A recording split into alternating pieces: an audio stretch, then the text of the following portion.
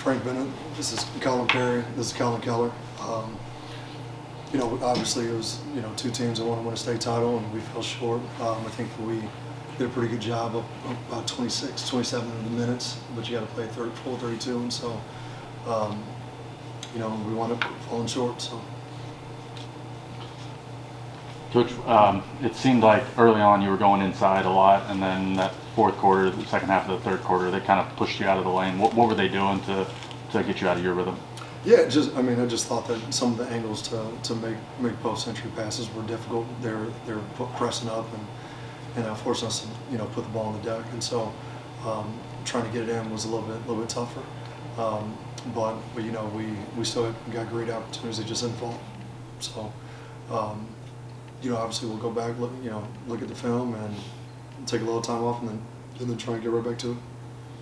What does it mean to? I know this is not the outcome you wanted. None of the kids wanted this outcome, but what does it mean to get back to the state title game after kind of an up and down year for you guys? Yeah, well, it means something to get back here, but it means even more to get back here with these guys, especially our seniors.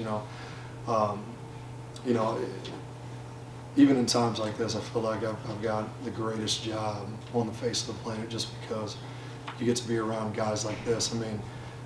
He doesn't talk about it, but he's a high character guy. He's like one of our school presidents, 34 ACT, 4.0 GPA, taking a whole bunch of classes, and he's right there with him, 4.0 GPA, high. He probably doubled my ACT score.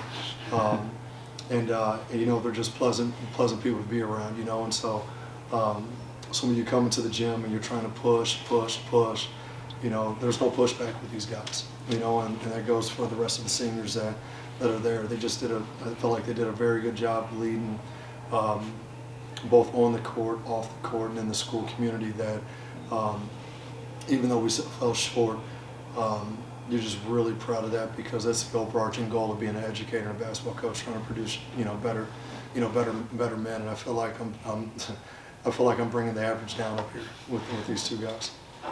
Colin, can you talk about the zone, the 1-2-2? It looked like it was pretty effective throughout the game. What were you guys trying to do defensively? Don't tell them too much, because we might need it again. Yeah, we just trying anything to get stops, and that was working for us. So that's what we went to. That's what we stuck with. And they hit some tough shots down the stretch, and that's all that was. I think it was a good game plan, and we buy into whatever we do over here. So.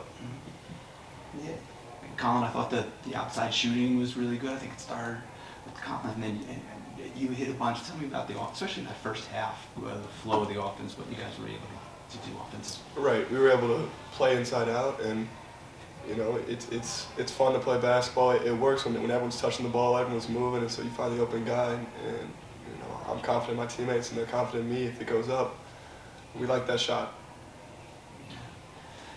Coach, or any of the players, what did they do different? Well, last year you guys beat them in the semifinals. What was different about this team compared this Oak Park team compared to last year's? A lot of it has to do with juniors becoming seniors, right? That's one of the things that a lot of people don't understand, is like when you're dealing with juniors, one of the best things about them is they become seniors and they become a little bit more mature physically and mentally, and I know our guys have, and so do theirs. So I think that's what's different. But I think we just had it was a fight out there, and unfortunately they had a few shots go in, and if we have a few shots go in and take the ball a little bit better, we're on the opposite side of this thing. So. But again, to sum it up, I feel like I've got the best job ever, because I get to be a part of these guys' lives for 4 years, 5 years, 6 years, and try and help them accomplish their goals. Is there? I know talk about the senior class before I asked about the silver lining, because you have a lot of juniors coming back and a lot of underclassmen. Talk about those seniors. What else have they meant for you? I know you spent 4 years, maybe 6 years with these kids. Yeah, and they're not kids anymore.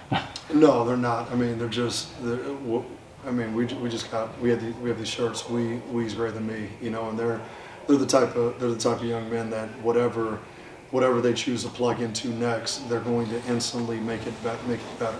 And I'm excited for, again, zooming out a little bit from this game. I'm excited to see what that looks like for each of them, because for 4 years, this is what it was for them. Like, this is what they made better. They made our school better. They made our program better. And they've held the line as far as our standard is concerned, to where anybody who comes after them will understand how much this means to them and what it means to be a Chaminade basketball player. Is there any kind of I mean, you have a lot of I know you don't want to look ahead or anything like that, but you have a lot of juniors, a lot of production coming back. Is there any kind of silver lining that those seniors laid the foundation for those kids coming back? Yeah, I mean, it's just all the things they fought for, because it could be you could very easily, come into the season this year and kind of be lukewarm on it just because of the fact that it's so hard to get to this moment right here.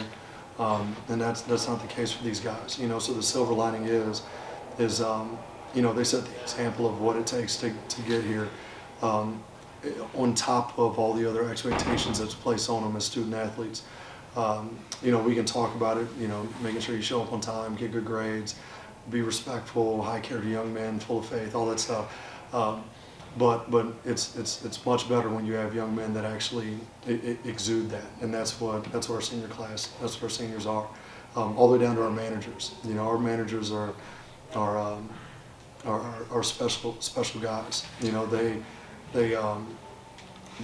They make sure everything's ready to go before games, and oftentimes I'm able to put my kids to sleep just because of the fact that they're throwing the money with some of the stuff that takes place after the game. And so it's those little things that you can't thank the kids enough for, and why it makes this job so special.